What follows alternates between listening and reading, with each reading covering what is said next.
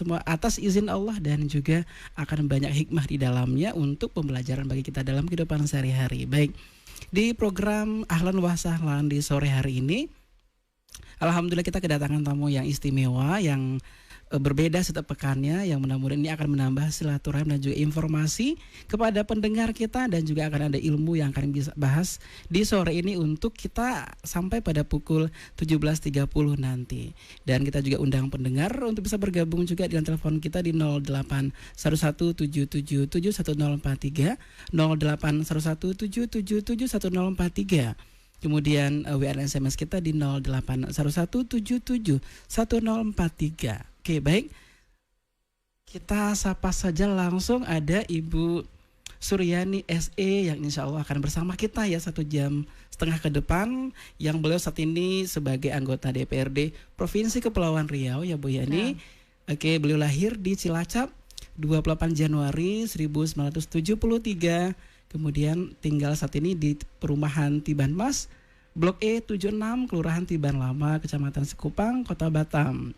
Kemudian sudah menikah dan hobi beliau adalah membaca dan traveling, dan juga moto yang sangat luar biasa, sebaik-baik manusia adalah yang paling banyak manfaatnya bagi orang lain. Khairunas mayyanfa'ulinnas, begitu ya. Baik, Assalamualaikum Ibu Yani. Waalaikumsalam warahmatullahi wabarakatuh. Oke, senang sekali kita dikunjungi sama Bu Yani. Ya, saya juga senang bisa agak lama ya. Bukan agak lagi, udah lama deh saya nggak mengudara di Sela. Terakhir berbicara tentang bab perempuan dan keluarga kalau nggak salah. Udah berapa tahun lalu nih mengudara di Sela. Ya, assalamualaikum juga untuk pemirsa Sela FM dimanapun berada. Oke, saat ini kalau setelah di saat pandemi ini berlangsung, gimana aktivitas di kantor DPRD Bu? Ya. On off sih ya, ada maksudnya ada kadang online, tapi udah beberapa waktu ini kita justru seringnya offline gitu ya, sering rapat-rapat di kantor maupun di Batam. Cuma sejak kemarin ada beberapa kasus termasuk positifnya Pak Gubernur, sempat WFH lagi. Betul. Seminggu lebih gitu. Sekarang udah insya Allah udah normal kembali. Insya Allah semua dipermudah dengan tetap patuh protokol kesehatan. Baiklah Bu Yani, saat ini kita akan ngobrol seputar bagaimana kepemimpinan Islami di tengah keberagaman. Nah, kita mulai lagi dari pertama ini. Kalau Bu Yani melihat dalam kehidupan kita berbangsa dan bernegara, tentu kita tidak hanya satu ragam saja, banyak multi etnis juga, multi culture juga. Kemudian yang apabila semua berjalan dengan baik akan hiduplah damai dan sejahtera begitu. Nah, ternyata mungkin dalam perjalanannya tidak semudah itu secara teoritis. Nah, menurut Bu Yani sendiri, ketika kita banyak perbedaan tadi, makna toleransi itu bagi Ibu Yani seperti apa? Iya. Jadi sebelum membahas tentang itu, Mas Badri ya. Terkait keberagaman gitu ya, itu suatu keniscayaan gitu ya. Jadi berbeda itu keniscayaan gitu, enggak beda enggak asik gitu ya. Ya kan kita juga ada di dunia ini kan dari jenis yang berbeda, laki-laki dan perempuan. Jadi kalau dulu hanya ada Adam, enggak ada kita gitu. Jadi artinya perbedaan itu suatu keniscayaan gitu. Jadi kita nggak boleh mengingkari perbedaan. Nggak bisa kalau kita mengingkari perbedaan itu. Jangankan berbicara negara gitu ya, berbicara di keluarga pasti ada, misalnya dari beberapa anak, suami istri saja udah berbeda. Baik itu dari lah jenis kelamin, dari hal-hal sifat dan sebagainya pasti berbeda. Itu konteks yang kecil ya. Terus anak-anak kita juga nggak sama kan. Hatta anak kembar juga kan nggak sama gitu. Artinya apa? Kita berbicara Indonesia yang negerinya luas gitu ya, berbangsa-bangsa, artinya bersuku-suku, kemudian bahasanya juga kaya dan sebagainya. Tentu itu sebuah hasanah yang justru harusnya menguatkan, bukan melemahkan gitu. Jadi kalau memperkaya begitu ya. Memperkaya. Kalau toleransi berarti ya setiap individu dalam konteks sosial dia menghargai gitu. Saling menghormati ya, dengan tanpa menghilangkan identitas masing-masing. Tanpa ada paksaan menghilangkan identitas masing-masing. Itu toleransi. Artinya misalnya budaya budaya suku ini, ya dia berpegang pada budaya suku ini, Iya. tanpa harus dia memaksakan budaya lain untuk sama gitu. Iya. Sama juga dengan agama, ras dan sebagainya. Jadi bagi kita, bagi saya sendiri kalau berbicara toleransi sebenarnya jauh-jauh 14 abad yang lalu Rasulullah sudah memasukkan ini gitu dalam Piagam Madinah. Iya. Itu suatu piagam yang diakui oleh para ahli barat juga, yang konstitusi termodern gitu ya di zamannya. Iya. Gitu. Baik, kemudian saat ini tentu belum semua masyarakat ya memahami itu. Terkadang isu-isu sara misalkan saat ini sangat gampang sekali sih dipicu oleh beberapa Hal-hal yang oknum sepele. begitu, sehingga nanti itu juga sangat gampang mobilisasi massanya sangat kencang banget saat ini. Jadi itu tidak berdiri sendiri saya kira.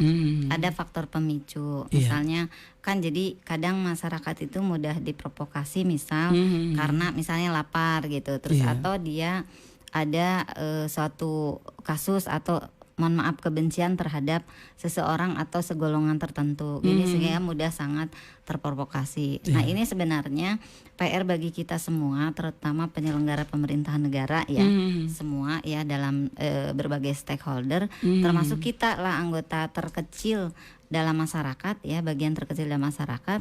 Di keluarga juga bagaimana menguatkan gitu ya, agar kemudian memiliki prinsip gitu ya. Prinsip dalam artian tadi penanaman nilai saling menghormati, saling menghargai, bahwa berbeda itu suatu keniscayaan. Kemudian kita juga enggak ngotot ketika mungkin pendapat kita tidak diterima, misalnya kayak gitu. Kemudian tidak saling membenci kalau kemudian kita berbeda atau ada yang tidak sesuai dengan keinginan kita dan sebagainya. Baiklah. Nah itu. Dan itu juga perlu kedewasaan ya Bu Yani ya? Ya perlu, makanya tadi dalam berbagai tingkatan, kalau anak-anak sekolah berarti melalui pendidikan sekolah gitu ya, bagaimana diajarkan tentang itu, penguatan ya mungkin dalam konteks di negara kita tadi kecintaan kepada negara, misalnya diajarkan tentang Pancasila. Itu kalau saya ingat dulu lagi SD zamannya saya ya, berapa puluh tahun yang lalu itu kan diajarkan Pancasila tuh sampai butir-butirnya itu paham gitu, bahwa kemanusiaan yang adil dan beradab itu seperti apa, persatuan Indonesia itu seperti apa gitu. Nah ini yang mungkin anak-anak sekarang agak berkurang pemahaman tentang itunya. Nah itu juga penguatan di kurikulum sekolah gitu ya, sehingga penanaman untuk saling toleransi dalam konteks yang benar ya, toleransi dalam konteks yang benar itu difahami gitu oleh kita semua, mulai dari anak sekolah, orang dewasa gitu, sehingga tidak mudah terprovokasi. Terus juga mungkin kadang masyarakat yang lapar mudah terprovokasi. Makanya itu kan berkaitan. Ketika sebenarnya pemerintah sudah mampu memberikan rasa nyaman, rasa aman. Dalam konteks aman nyaman tuh tadi laparnya sudah teratasi, kemudian bisa hidup dengan tenang, mungkin pekerjaan juga tidak, lapangan pekerjaan tidak susah gitu. Nah itu juga PR kita bersama, baik tingkat lokal maupun tingkat negara gitu. Karena kan kadang orang kalau ada lapar tuh kan mudah marah ya, mudah emosi, diprovokasi aja. Betul. Dan kadang nggak ngeliat lagi benar dan salah ya. Itu. Oke, dan kemudian berarti solusinya adalah di pendidikan ya, edukasi. Bukan hanya edukasi ya, tadi pemenuhan tadi. Tugas Kebutuhan. negara dalam menyediakan sarana untuk masyarakat itu tadi, untuk mendapatkan sandang, pangan, papan yang layak itu, terpenuhi kebutuhan dasarnya. Itu kan tugas pemerintah ya untuk hal itu. Secara ekonomi terpenuhi. Nah, ekonomi juga, karena itu berpengaruh kalau menurut saya. Iya, besar pengaruhnya. Ya, dibilang misalnya gini, kita nggak punya uang, sesuatu yang bukan segalanya, tapi tanpa uang juga kita nggak bisa mengerjakan banyak hal. Misal seperti itu gitu. Baik, kemudian kalau Bu Yani sendiri terpilih menjadi anggota legislatif udah 2 periode begitu ya? Ini masuk ke 4. Yang keempat ya, oke. Walaupun yang pertama dulu 3 tahun PAW kan. Oke, tentu pengalaman berarti terhitung sekitar lebih dari 10 tahun. 14 tahun. 14 tahun, oke.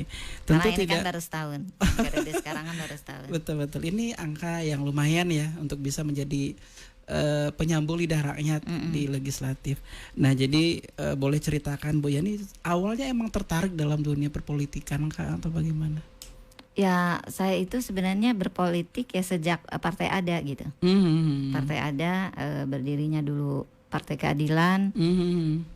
Pemilu 99 kan pertama PK ikut ya. Nah itu, tapi saya belum dicalegan waktu itu. Kemudian terus sampai PK berubah menjadi PKS 2003. Nah saya dicalonkan di 2004. Iya. 2004, 2006 masuk DPRD. PAW-nya Pak Ria waktu itu. Oke. Tentu awal-awal seperti apa ketika Ibu berkecimpung langsung dengan beraneka ragam pemikiran dari tokoh anggota yang lain. Nah itu saya belajar di situ. Kan saya murni dulu aktivitas saya sosial ya. Betul. Selain ibu rumah tangga, karena waktu itu anak saya masih kecil-kecil kan. Selain ibu rumah tangga, saya juga waktu itu sempat dosen ngajar di pendidikan guru ya, taman kanak-kanak waktu itu. Jadi walaupun cuma 2 jam per minggu tentang tarbiyatul aulad waktu itu, pendidikan anak. Kalau berorganisasi, saya berorganisasi di Kaukus Perempuan Politik juga. Kaukus Politik Perempuan Indonesia juga sejak ada partai-partai itu saya ikut. 2004 lah. Ini memang dari diri sendiri pengen mengenal lebih jauh begitu kan? Sebenarnya kalau terjun misalnya untuk anggota DPRD kan sebenarnya itu awalnya itu penugasan gitu. Ya penugasan. Enggak saya mau jadi anggota DPRD gitu. Enggak, mau jadi caleg enggak gitu. Karena memang dari awal tradisinya tidak bercita-cita tradisinya enggak begitu. Bahkan dari kecil itu enggak ada kebayang gitu. Tiba-tiba gitu. Diamanahkan. Ya mungkin tiba-tiba enggak ya, udah by proses karena kan kalau di PKS berjalan pengkaderannya gitu. Jadi sudah siapa yang mau dicalonkan, diorbitkan gitu, begitu. Nah, ketika berinteraksi dengan berbagai partai di rapat paripurna dan seterusnya, ini sebagai seorang perempuan kemudian juga menghadapi perbedaan tadi di saat rapat dan segala macam, gimana Bu Yani itu yang saya kemudian belajar. Awal-awal sempat kaget juga ya, apalagi saya kan masuk PAW. PAW kemudian langsung pemilihan unsur pimpinan komisi waktu itu ya, awal itu. Terus saya kepilih jadi wakil ketua komisi. Baru masuk terus disuruh mimpin rapat waktu itu, rapat anggaran ya dengan Pemprov waktu itu. Jadi rada-rada ini juga gitu, apa sih? Oh kayak gini ya kan, mesti pendapat orang-orang kan pasti beda-beda gitu ya. Nah kita bagaimana bisa merangkum tanpa melemahkan yang satu, istilahnya merangkum semua pendapat tapi goalnya dapet gitu. Nah itu juga mungkin perlu apa ya, karena perempuan kan jarang juga ya di DPRD, paling berapa persen dari keseluruhannya. Terus juga membiasakan dengan rapat sampai tengah malam gitu. Walaupun mungkin sebelum-sebelumnya biasa juga. Kalau rapat partai apa itu kadang tengah malam, tapi kan terbatas waktu. Misalnya seminggu sekali, seminggu 2 kali. Kalau ini kadang berhari-hari rapatnya dari pagi sampai malam. Nah itu juga kan mengkondisikan seperti itu. Betul, menerima keadaan begitu ya. Betul, harus adaptasinya kan perlu waktu. Kemudian juga mungkin menghadapi teman sejawat yang berbeda ini gitu ya, berbeda apa sih karakter dan sebagainya gitu. Apalagi mungkin ada yang frontal ketika jadi terima pendapatnya. Iya, bukan hanya frontal, kadang mungkin ada yang agak kasar dan sebagainya. Betul. Nah itu juga. Nah untuk perlindungan diri ketika kebenaran disampaikan kepada orang lain, trik apa yang Bu Yani lakukan? Ya sebenarnya kita sudah menyadari ya, kita berada di lembaga DPRD kan masing-masing berasal dari apa istilahnya tuh dengan visi misi partainya masing-masing ya gitu. Otomatis kita antar anggota yang berbeda fraksi kita saling menghargai gitu. Menghargai apa? Kita nggak bisa memaksakan gitu. Karena sifatnya kan bukan atasan bawahan. Betul. Gitu. Satu level begitu. Walaupun mungkin ketua pimpinan DPRD dengan anggota DPRD sifatnya kan bukan atasan bawahan. Gitu. Artinya lebih memakai prinsip Sama-sama masuknya sama-sama dengan suara. Betul baik. Ini kita di sesi pertama sudah mulai agak seru nih pembahasannya Bu Yani ya. Baik, kita undang juga pendengar nih yang lagi bersama kita di sore hari ini. Kita tunggu komentarnya, mungkin tanggapannya beliau. Dan tadi saya juga baru tahu ternyata sudah 14 tahun di parlemen begitu ya. Iya, yang pertama kan 3 tahun, yang full udah 10 tahun, iya, betul. Yang full 2 kali periode kan 10 tahun, 13, yang sekarang setahun, betul. 14. Jadi itu bukan waktu yang singkat juga ya untuk bisa memberikan kontribusi. Baik, kita tunggu pendengar untuk bisa bergabung di 0811 777 1043, 0811 777 1043. Kemudian pertanyaan juga boleh ke WA dan SMS kita di 0811 777 1043. Baik, Bu Yani, kita akan break dulu ya, dan kita akan kembali sesaat lagi.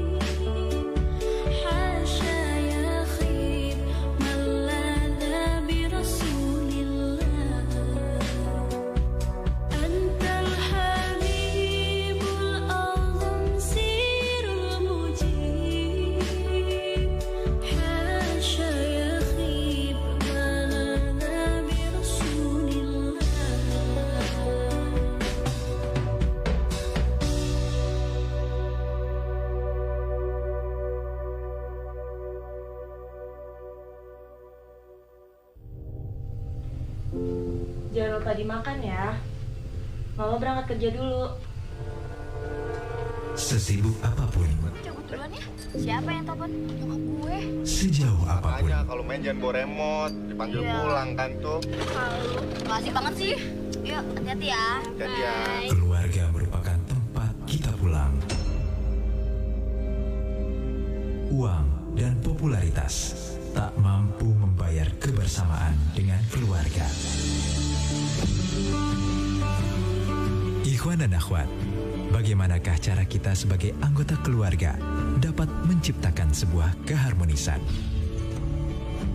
Saila FM menghadirkan program Cinta Keluarga bersama Ustadz Mariono setiap hari Selasa pukul 20.00 hingga 21.30 waktu Indonesia Barat.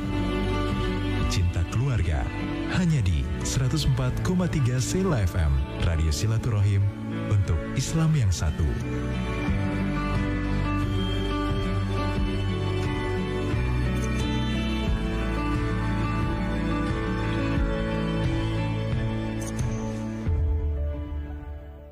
Sebaik-baiknya manusia yang senantiasa bersabar menghadapi manusia yang buruk dan senantiasa bersabar dengan keburukan temannya.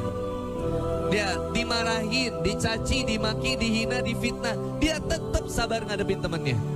Maka ketika berhadapan sama seseorang yang kita benci, untuk kemudian kita bersikap baik, susah banget. Kenapa? Karena tadinya kita pernah disakiti, dihianati. Akhirnya ketika hijrah pengen bersikap baik, susah. Hak semua orang membenci kita, hak semua orang bersikap buruk sama kita, tapi kewajiban kita bersikap baik kepada semua orang. Jangan pernah minta dicintai. Mintalah kepada Allah untuk senantiasa kita bisa mencintai orang lain. Maka berada yang sesat-fillah, seandainya dalam perjalanan ini kemudian kita merasa ada yang disakiti, dihianati, maka maafkanlah kesalahannya dan mudah-mudahan kita senantiasa diberikan kelembutan hati untuk berada dalam jalan takwa, insya Allah.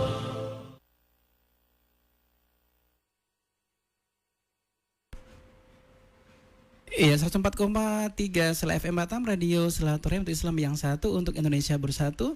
Kita masih bersama dengan Ibu Suryani SE, ya, yang saat ini bertugas sebagai anggota DPRD Kepulauan Riau, yang saat ini tadi sudah kita sampaikan ada hampir 14 tahun sebagai wakil rakyat di parlemen begitu. Dan kita masih tunggu pendengar untuk bisa bergabung, silakan bertanya dan berinteraksi dengan beliau di sore ini di 08 11 777 1043, 08 11 777 1043, kemudian WA dan SMS kita di 08 11 77 1043. Baik, Bu Yani, kita lanjut lagi ke topik yang sudah kita persiapkan, kepemimpinan Islami di tengah keberagaman. Baik, kalau dari Bu Yani sendiri ketika memimpin tentu kita memiliki figur begitu ya, yang diteladani sebagai bentuk role model kita, dan itu yang diaplikasikan ketika bersosialisasi dengan masyarakat.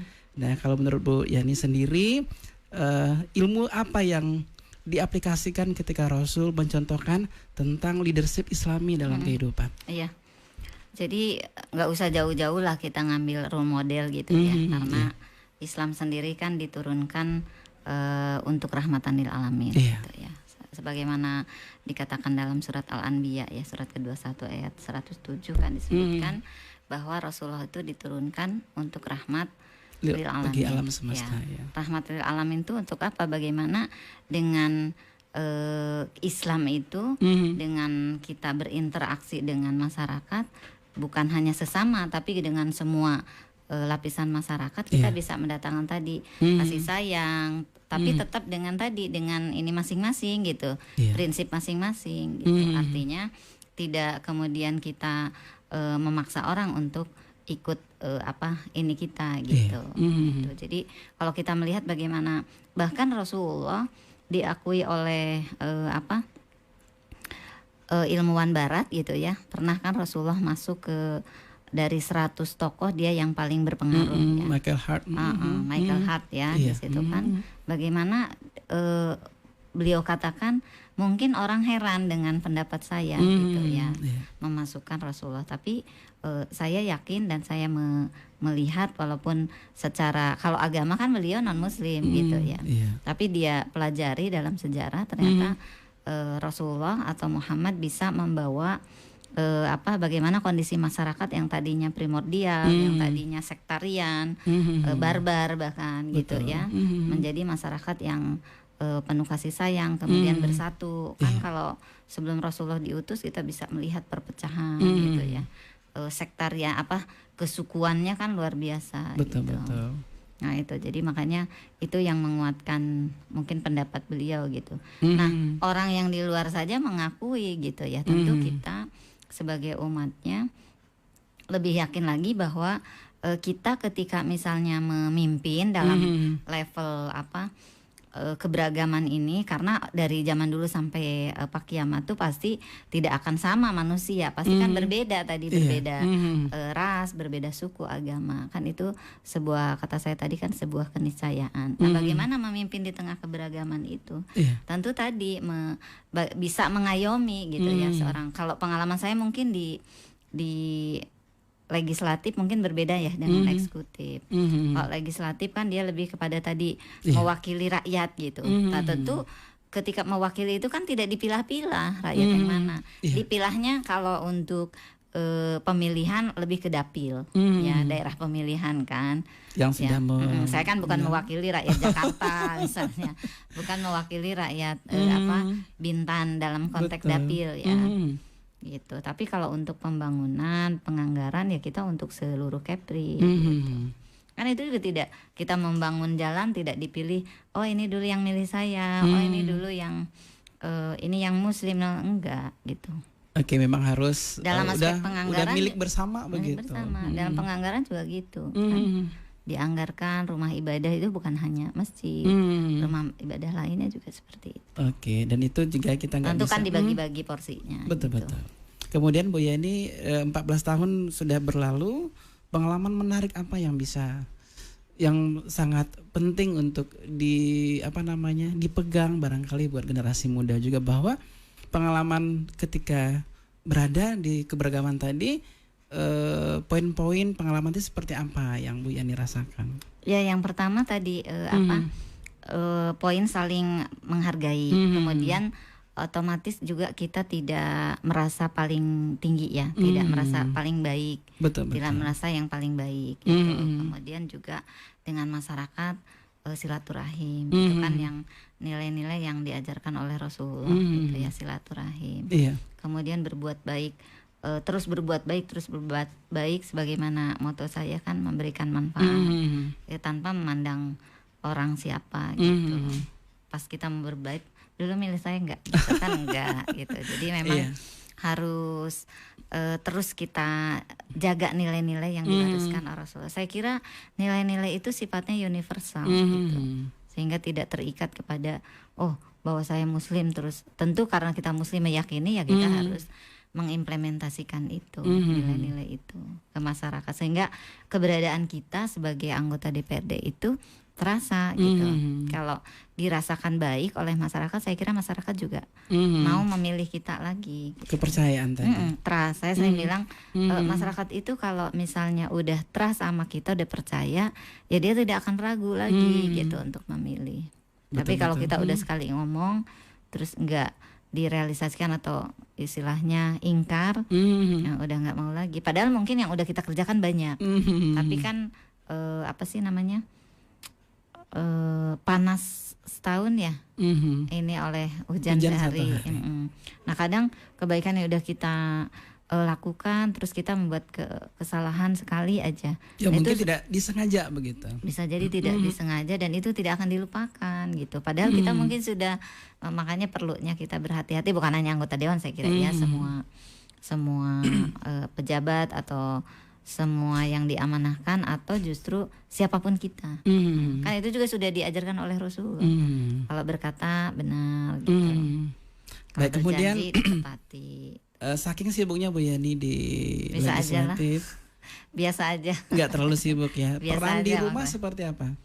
Peran di rumah Bersama ya, anak-anak. ya diseimbangkan. Iya. Jadi Pernah nggak ada protes begitu? ya sesekali ada gitu. Tapi kan udah 14 tahun, anak-anak udah dari anak kecil sampai udah sekarang udah lulus kuliah, udah paham. Gitu. Kalau pendidikan politik di rumah tangga apakah pernah di Ya kebetulan kalau dibagi-bagikan sama pasangan kan udah sama suami gitu ya kan sama ya sama-sama aktif gitu ya.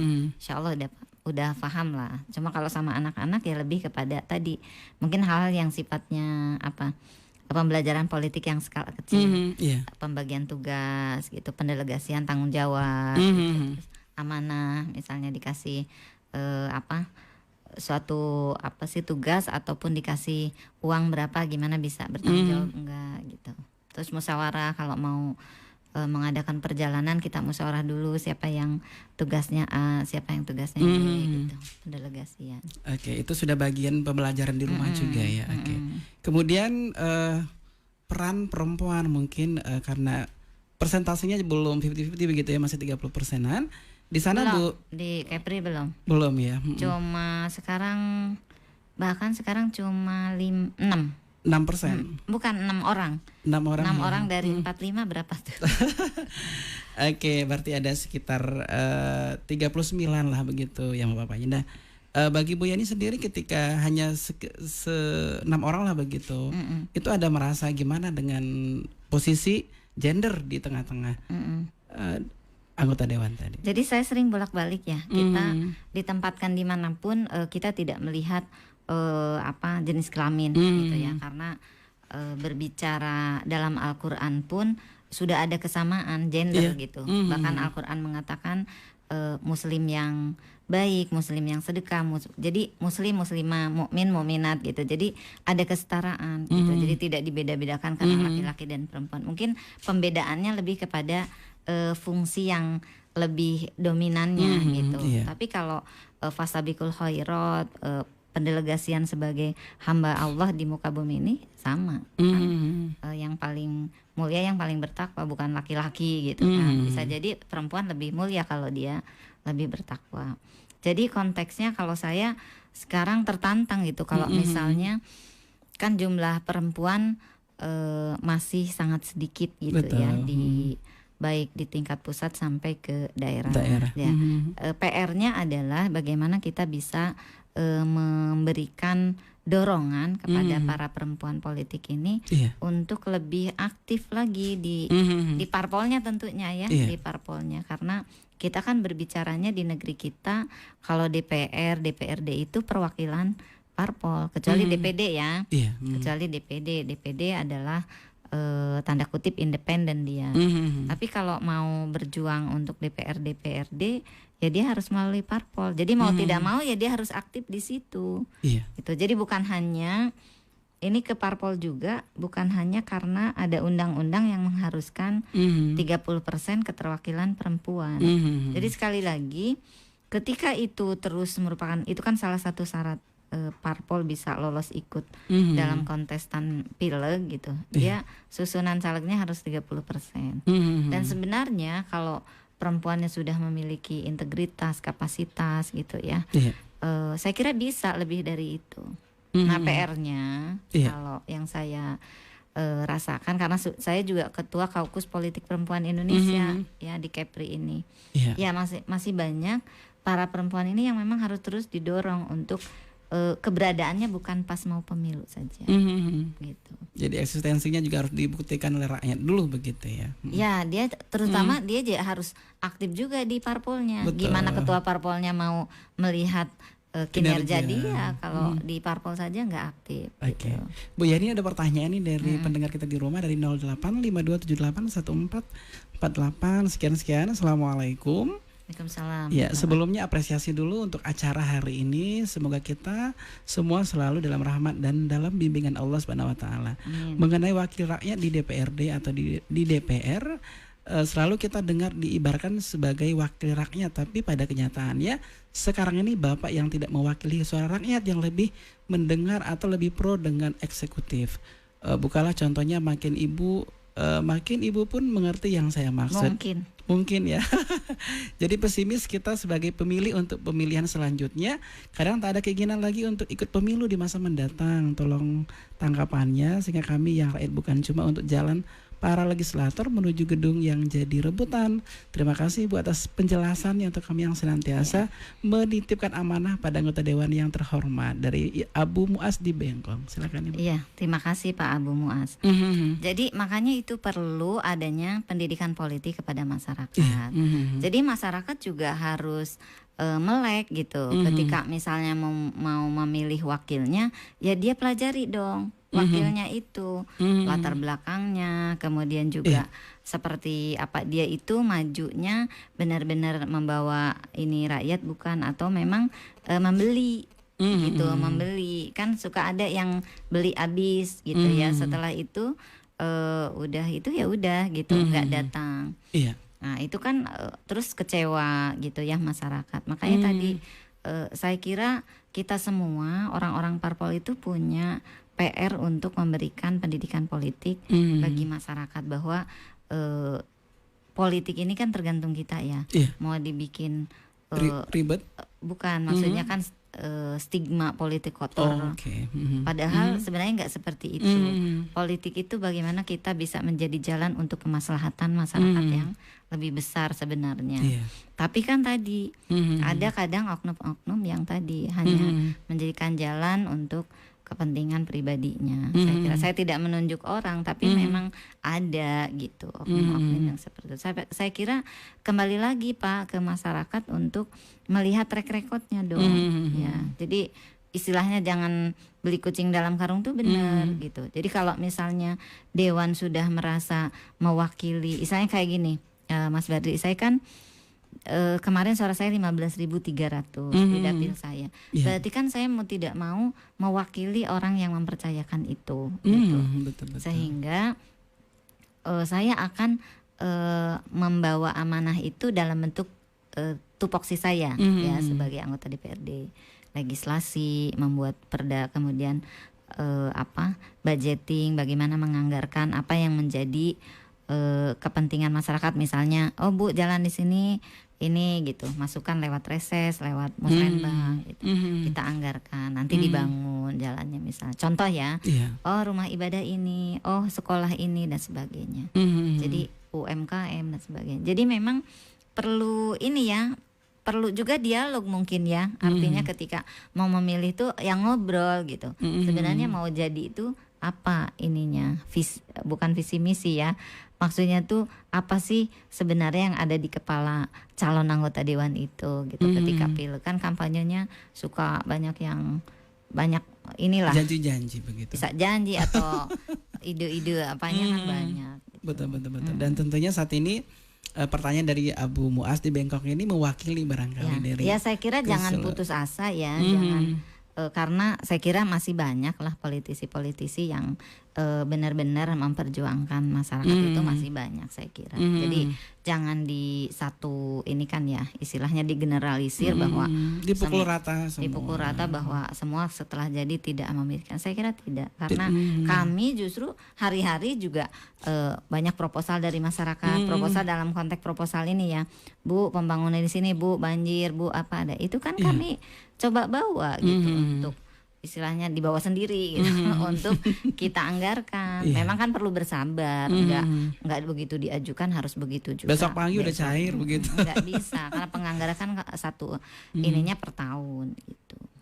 Oke, jadi memang ya barangkali terkadang masyarakat saat ini merasa diberikan amanah, udah ada yang serius pengen perubahan di daerahnya masing-masing, ternyata tidak memberikan yang seharusnya. Karena gini, begitu. Kadang masyarakat juga mau menerima tadi apa istilahnya pilih lunas gitu. Betul. Di 100.000, 50.000 oke gitu. Ya udah ditinggalin gitu. Sama-sama dong kalau gitu. Ya makanya maksud saya gini, saya nggak memukul rata juga, ada perilaku-perilaku seperti itu.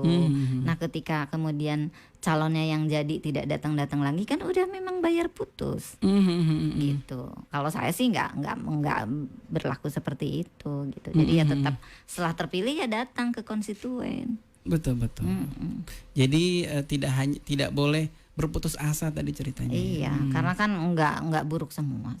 Masih ada orang-orang yang. Tapi terkadang mungkin media massa publishnya lebih banyak yang negatif terkadang. Ya, saya nggak tahu ya. Tapi mungkin kalau yang baik-baik agak susah juga mungkin diberitakan betul. ya. Iya. Datar-datar aja. Tapi kita juga ada media kok, DPRD ada media untuk istilahnya menampilkan bagaimana apa yang sudah dilakukan oleh wakil rakyat itu. Oke. Stigma sih kadang bahwa wakil rakyat tuh mungkin kebawa lagunya Iwan Fals. Oke, ini ada ya SMS dari pendengar lebih ke cinta tanah air, saya bacakan saja dari Bapak Heri di Tiban Kota Batam ya. Assalamualaikum buat semua yang bertugas di 104,3. Iya, selamat Hari Kemerdekaan Republik Indonesia. Merdeka. Dan semoga tanah air kita terus subur makmur untuk seluruh rakyat. Amin. I love Indonesia. Oke, baik. Kalau dari Bu Yani, saat ini kita memaknai kemerdekaan dalam secara umum atau mungkin dalam berbagai hal juga. Udah 75 tahun di bangsa kita merdeka. Bu Yani melihatnya seperti apa? Kalau saya ya khusus pandemi ini ya. Kalau dulu kan berhadapan dengan penjajah. Nah khusus tahun ini, kemerdekaan tahun ini, ulang tahun HUT RI yang ke-75 ini kan masih masa pandemi. Ini yang menjadi keprihatinan kita adalah udah ribuan apa ratusan ya yang meninggal itu. Bukan di medan perang, tapi tenaga kesehatan di garda terdepan gitu. Itulah pahlawan-pahlawan juga. Nah, itu juga meminta ya kepada pemerintah untuk ya memperhatikan hal ini. Karena justru kita lihat di tenaga kesehatan ini banyak sekali yang meninggal ketika bertugas di masa pandemi ini. Artinya lebih melindungi mereka seperti apa gitu, karena kan berarti beban mereka lebih besar gitu. Bahkan ada dokter sekeluarga kan yang positif bahkan meninggal semuanya. Artinya apa? Memaknainya ya seperti cita-cita para leluhur bangsa ini ya, para pendiri bangsa ini yang ketika kemerdekaan. Apa sih tujuan kemerdekaan itu? Kan udah dijelaskan dalam pembukaan undang-undang dasar, menuju masyarakat yang adil, makmur, sejahtera gitu, terus berdaulat.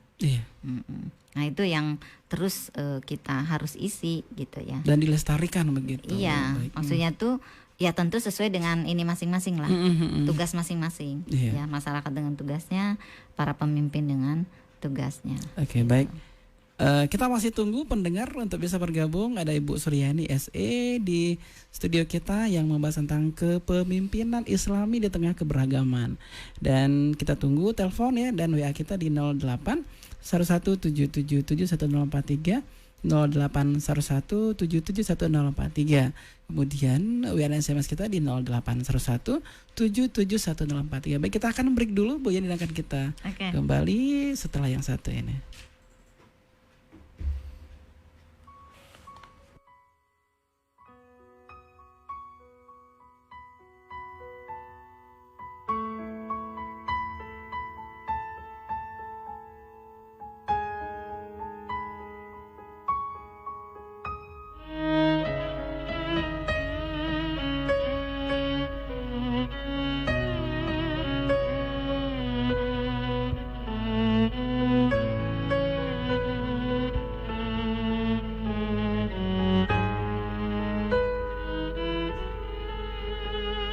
أدفيت على الحسن العبقى فالورد تضوى واعتنقا حسن يا رب لنا الخلقا طهره فلا يحوي نزقا أدفيت على الحسن العبقى فالورد تضوى واعتنقا حسن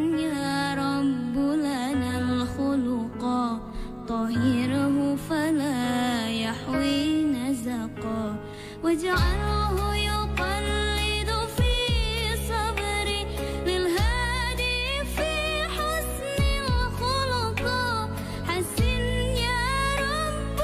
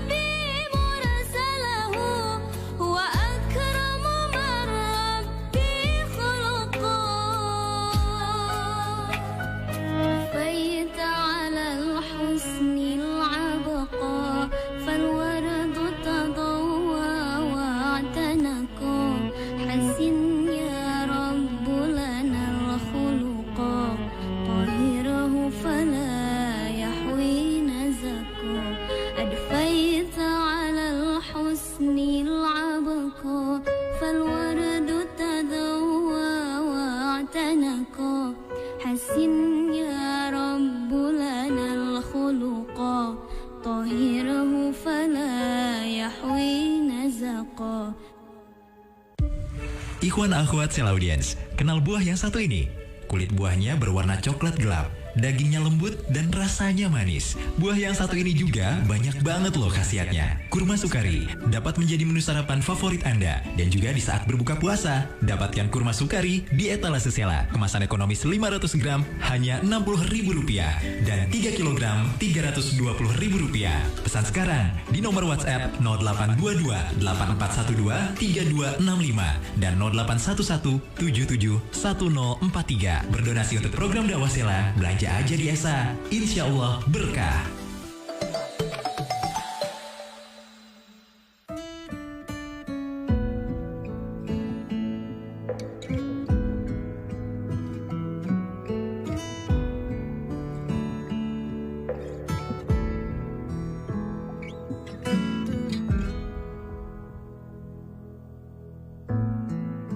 Lama ku menanti,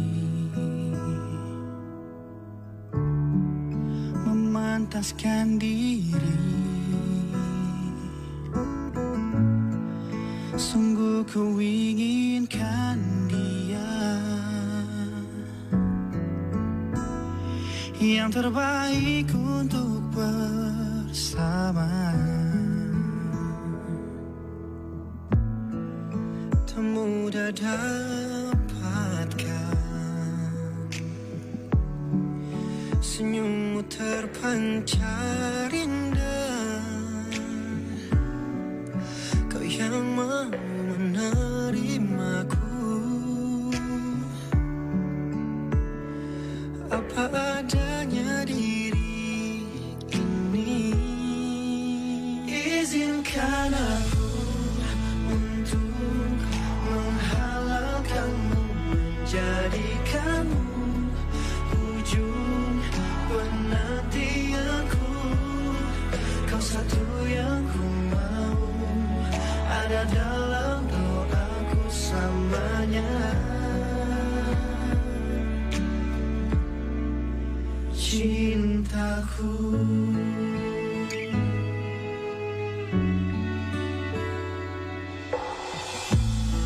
tak mudah dapatkan, senyummu terpancar indah, kau yang mau menerimaku apa adanya diri ini.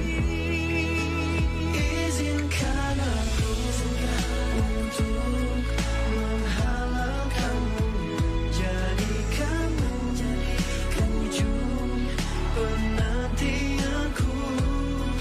Kau satu yang ku mau, ada dalam doaku selamanya. Cintaku hanya untukmu, penantianku. Meski tak mudah, kau harus percaya, kita lewati bersama. Izinkan aku menghalalkanmu, menjadikanmu ujung penantianku. Kau satu yang ku mau, ada dalam doaku selamanya.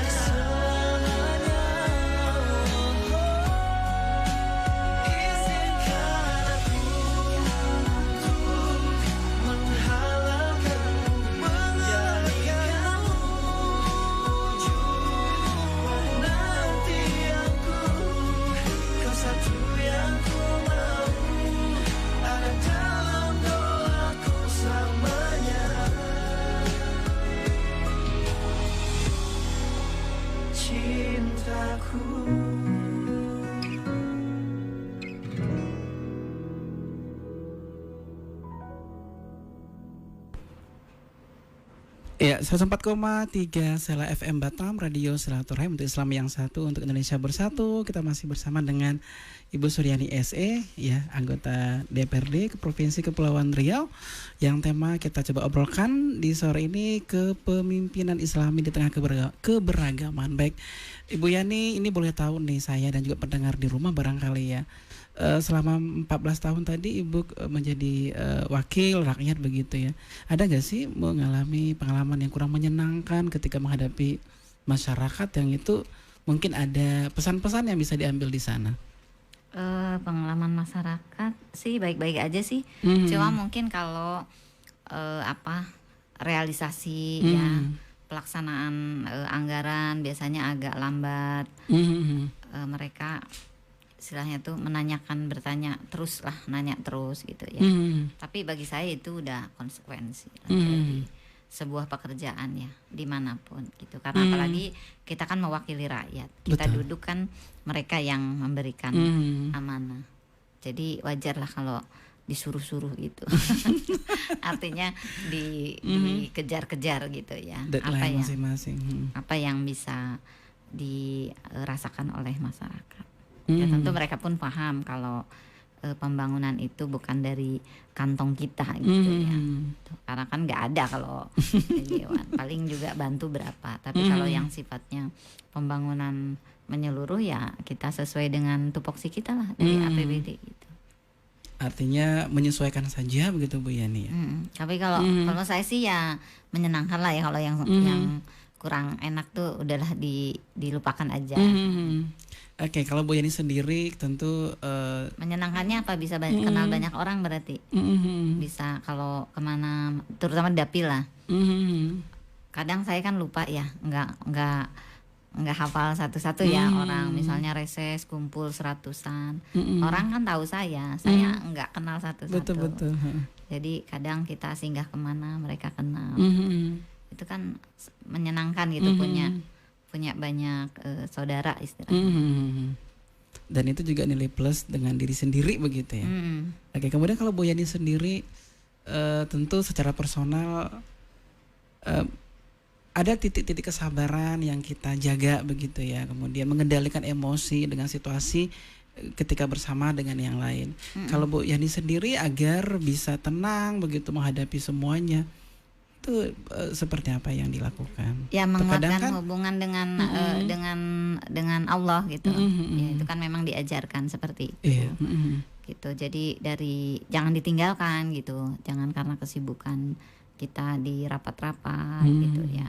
Kan kadang pegel juga ya dari pagi sampai malam. Ya, tetap kita menyempatkan untuk sholat sunnah harus tetap dijaga gitu. Baca Quran, zikir gitu ya, harus agar kemudian hal-hal yang kemudian mungkin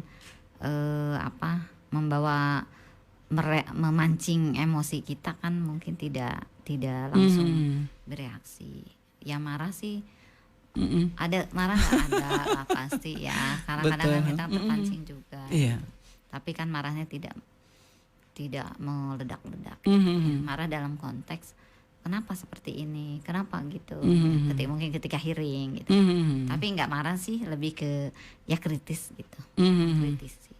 Berarti sejauh ini insya Allah semua Allah tolong dalam berbagai hal begitu. Ya kita minta sama Allah, mau gimana lagi, termasuk gimana kita tinggalin keluarga, misalnya kita ada tugas berapa hari ya, harus lebih dari 4 hari gitu. Keluar kota, keluar negeri gitu. Ya kita minta sama yang menjaga aja lah gitu. Kalau kita sudah lakukan itu, ya kita hanya tawakal.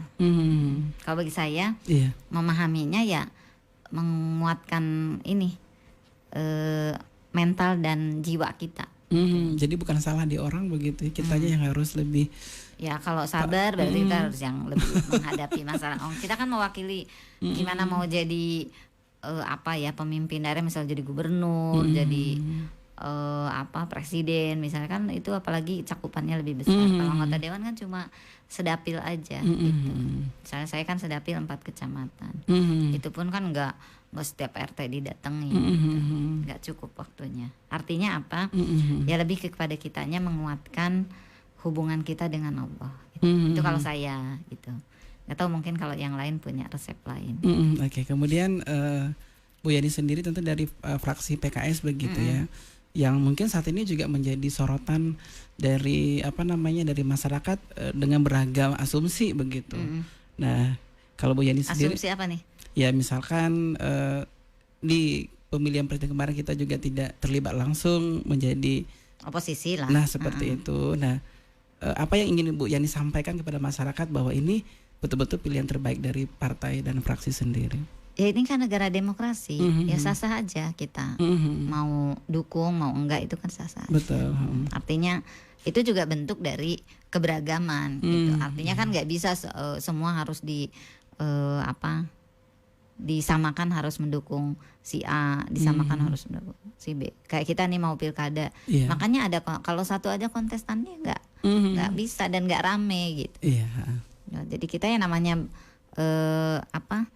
perlombaan ya mesti ada beberapa yang pilihan kontestan gitu. Betul. Ya minimal ada 2 lah. Misalnya kalau lari kan ada saingannya gitu. Itu yang bikin kemudian kita belajar berdemokrasi lebih matang lagi gitu. Artinya kan saling ya ayolah tunjukin kita ini gagasan-gagasan kita untuk misalnya Kepri ya untuk Kepri, Batam untuk Batam, gimana agar bisa kita lebih baik, lebih banyak manfaat. Kemudian mungkin juga di masyarakat terkadang mungkin kita masih dengar ada istilah eksklusif dari partai sendiri. Apakah itu benar atau gimana menurut Bu? Enggak lah, kalau mungkin kurang ini bisa ini ya ini juga sih evaluasi buat PKS gitu ya. Tapi saya kira tergantung cara memandang gitu ya. Mungkin karena kadang dilihat dari tampilan saja, mungkin karena kadang kader perempuannya kan berjilbab, dianggapnya yang tidak berjilbab nggak bisa jadi kader PKS, padahal bisa, karena keanggotaan PKS kan sifatnya terbuka, itu jelas di ADART-nya. Kalau setiap warga negara Indonesia bisa menjadi anggota gitu. Cuma kan orang kadang melihat tapi tidak bertanya, gitu. Ketika sudah berinteraksi baru tahu gitu. Misalnya teman-teman di PKS itu kan banyak memang yang tidak merokok, banyak, tapi ada yang juga. Jadi sering di jasnya, oh kalau yang merokok nggak boleh, padahal nggak juga gitu. Jadi emang harus dialog gitu. Jadi pernah ada sebuah pesantren di Bogor atas lah, Bogor ke pedalamannya, ada sebuah pesantren besar, itu disebutkan katanya PKS itu nggak suka tahlilan, contoh gitu. Terus Ustadz Kiai Haji Habib Salim itu silaturahim ke sana, kemudian terus ngobrol gitu ya tentang PKS itu gimana gitu. Istilahnya intinya silaturahim dan tidak ada yang ada pertanyaan disampaikan. Kemudian dialog begitu ya. Dialog pimpinan pesantrennya bilang, "Oh, kalau gitu kita sama nih," katanya gitu. "Oh, kalau gitu kami mau dukung," gitu. Jadi memang kadang lebih ini mungkin juga evaluasi ke internal PKS untuk terus mendeklarasikan keberadaannya. Tapi saya kira dari tingkat pusat sampai daerah, apalagi di masa pandemi ini kan yang paling, mohon maaf ya, ini bukan versi PKS sendiri, ini versi media gitu ya, yang berdasarkan kemarin survei terakhir itu, ya yang paling nampak di ini tuh PKS gitu. Apalagi kalau pas bencana juga. Sudah kita kontribusi kepada masyarakat gitu. Bukan hanya masyarakat, sampai negara. Betul. Kita dalam konteks perundang-undangan dari ada PK sampai sekarang ya kita berkontribusi. Pernah juga ada menteri dari PKS kan, 2 masa Pak SBY dulu. Iya. Kemudian menurut Bu Yani sendiri, misalkan kita lebih ke umat Islam secara keseluruhan ya, begitu. Jadi kan ada di antara kita nih yang fanatisme berlebihan dalam melihat sesuatu. Kemudian mungkin juga ada yang kelompoknya taat, yang benar-benar taat karena agama. Kalau Bu Yani sendiri mulai seperti apa? Ya segala sesuatu yang berlebihan gak bagus. Itu aja. Jadi kita yang sedang-sedang saja gitu. Karena kan tetap kita ini semua manusia. Manusia tuh siapapun kecuali Rasulullah ya yang maksum gitu ya. Manusia kita semua pasti ada kemungkinan berbuat dosanya. Nah, kalau kita berlebihan pas melihat yang tidak baiknya kita kecewa kan seperti itu seringnya gitu. Makanya ya kita sama Allah aja lah, sama Allah dan Rasulnya saja yang kita benar-benar kalau sama Allah menghambakan diri, kalau sama Rasulullah kita benar-benar mengambil uswatun hasanah. Kalau sama manusia pasti peluang untuk kecewanya ada, makanya nggak usah berlebihan. Gitu. Maksudnya kalau cinta juga ya jangan berlebihan, nanti pas ada nggak ininya, terus kita berbaliknya malah lebih fatal lagi. Betul. Jadi ya pertengahan aja. Kan nggak boleh juga kita taklid buta. Betul. Tanpa ilmu kan nggak boleh. Kemudian Bu Yani, secara personal tentu Bu Yani menginginkan juga ada tokoh-tokoh perempuan ke depannya sebagai generasi muda untuk terlibat dalam perpolitikan begitu. Harus. Jadi apa nih bentuk regenerasi dari Bu Yani sendiri agar perempuan ke depan harus bisa seperti Bu Yani juga. Tuh, kalau kita baca sejarah gitu, sejarah Islam lah, saya apa yang memahaminya itu. Terjadi proses regenerasi gitu ya. Dan perempuan pun istilahnya maju lah. Gitu, maju dalam konteks jangan dipahami bahwa perempuan Islam tuh terbelakang gitu. Justru perempuan-perempuan Islam tuh maju. Kita bisa lihat di zaman Rasulullah sendiri, zaman sahabat. Di Rasulullah sendiri, istrinya sendiri kan yang bagaimana mengajarkan ilmu setelah Rasulullah meninggal kan, karena Aisyah kan cerdas, Aisyah radhiyallahu anha menguasai hadis-hadis dari Rasulullah. Padahal di situ kan banyak para sahabat. Betul. Gitu. Tentu dengan memperhatikan aspek-aspek syar'inya. Tapi kita bisa melihat bahwa tidak ada penghalang gitu. Artinya bahwa siapapun bisa gitu. Perempuan, laki-laki. Kemudian dalam zaman Umar ada seorang kepala pasar perempuan Asyifa. Dalam peperangan juga kan banyak istilahnya prajurit-prajurit perempuan yang ikut, walaupun bisa mungkin di kesehatannya atau bahkan yang maju benar-benar musaibah kan kita ini kan. Terus ke sini, ke Indonesiaan lah, nggak usah jauh-jauh.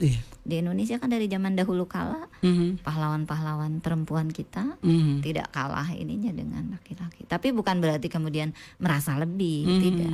Tetap memperhatikan tugas asasinya sebagai perempuan itu sebagai istri, ibu dan anak. Baik Bu Yani, kita udah sampai di penghujung waktu nih. Tadi sedikit lagi, gimana proses pengkaderannya? Kalau saya sendiri di PKS itu berjalan terus proses pengkaderannya. Tentu misalnya ada kader yang memang kecenderungannya bukan di politik praktis, ya kita tidak paksakan. Ada misalnya kader yang ininya di ekonomi, ya kita munculkan di situ. Gitu. Ada kader yang muyulnya atau bakatnya di mubaligo, ya itu munculkan di situ. Ada yang politisi, ya kita ini kan. Jadi nggak harus dipaksa semua jadi anggota dewan dan sebagainya, tidak. Yang penting ada kontribusi. Proses ya. kaderisasi itu terus berjalan di partai ya. Kalau berbicara di partai. Nah kalau di keluarga ya kita juga tadi kan istilahnya mengenalkan kepada mereka bahwa generasi muda tuh ya harus melek gitu. Harus melek, apalagi dengan tantangan zaman sekarang kan. Jangan sampai kebawa nilai-nilai negatif dari anasir-anasir yang tidak sesuai gitu, unsur-unsur yang bisa merusak generasi muda gitu. Oke, baik. Mungkin kita udah masuk ke kesimpulan begitu Bu Yani ya. Ini sepertinya ada pertanyaan lupa nih. Oke, nyambung lagi Mas Badri dari Abu Muaz tadi. Karena banyak dari kawan saya yang kecewa atas pilihannya begitu. Betul kata Ibu, karena kurang didikan politik. Itu sebabnya banyak yang di DPRD lewat cara yang kurang baik. Mungkin sudah masyarakat umum tahu kalau saya insya Allah tidak salah pilih begitu. Ya.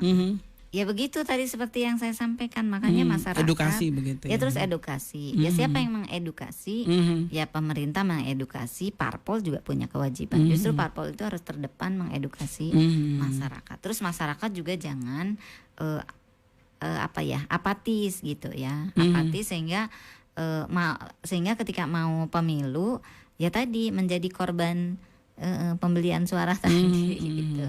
Instan begitu. Akhirnya ketika kepentingannya tidak tersampaikan, mereka menyalahkan.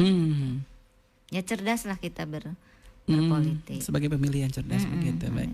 Bu Yani, barangkali kesimpulan kita ya sebelum kita akhiri, saya lebih mungkin pesan-pesan begitu ya kepada pendengar kita, karena pengalaman tadi dari 14 tahun menjadi wakil rakyat, apa nih pesan-pesan kepada masyarakat supaya di politik itu tidak seperti yang dibayangkan semua orang kotor, tidak, tapi kita bisa menjadi jalan untuk kebaikan bersama kan tadi begitu. Silakan Bu.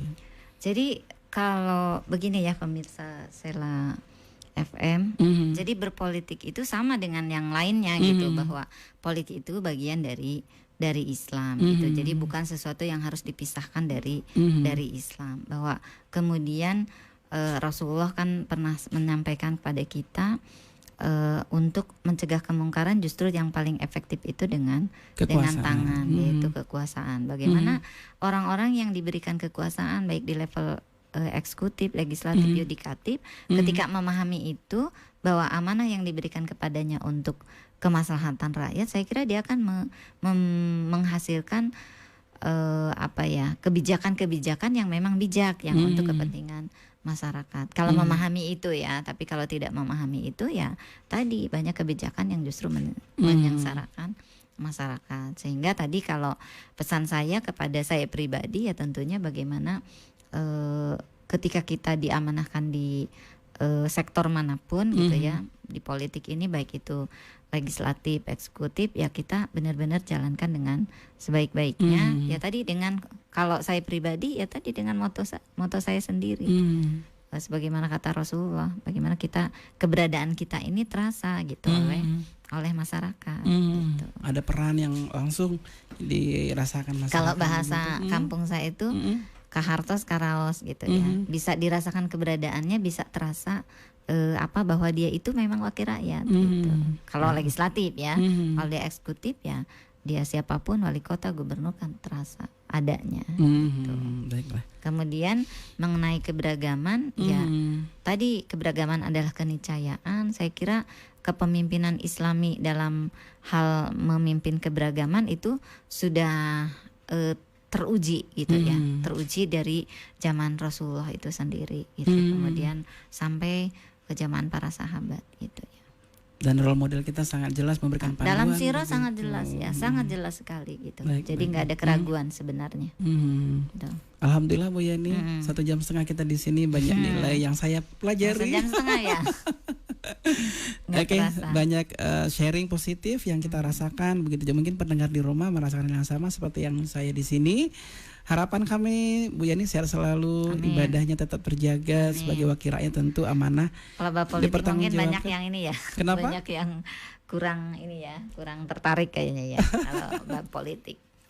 Baik-baik. Jadi harapan kita semoga nanti sampai kapanpun diamanahkan tetap memberikan yang terbaik buat masyarakat. Begitu ya. Mohon doanya ya seluruh pemirsa masyarakat Kota Batam terutama. Iya. Dan kita akan tutup dengan doa penutup majelis. Subhanakallahumma wa bihamdika asyhadu an la ilaha illa anta astaghfiruka wa atubu ilaik. Wassalamualaikum warahmatullahi wabarakatuh. Waalaikumsalam.